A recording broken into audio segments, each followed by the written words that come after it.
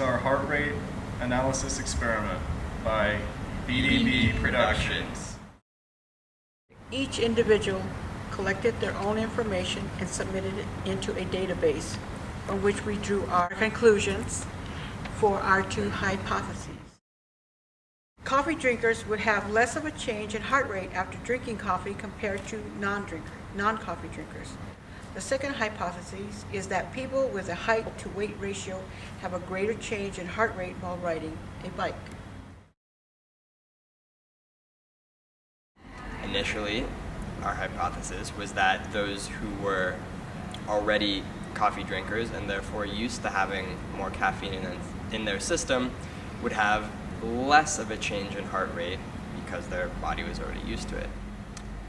After pulling the data from the spreadsheet and comparing it all, we found that we were actually correct.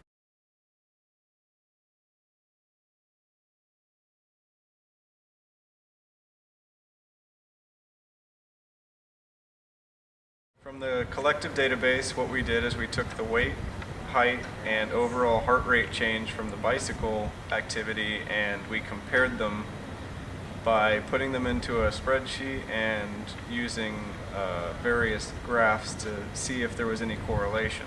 Our hypothesis was that the people with the higher weight to height ratio would have a higher change in heart rate, which did not turn out to be the case. The information ended up being very sporadic. We ran a statistical analysis where we took the various numbers to see if there was a relation, and it was not even within a 50% correlation, which is a very, very low correlation. One of the reasons we believe that the correlation was absent was human error, because there were over 100 different people each collecting their own individual information, increasing the amount of room for error.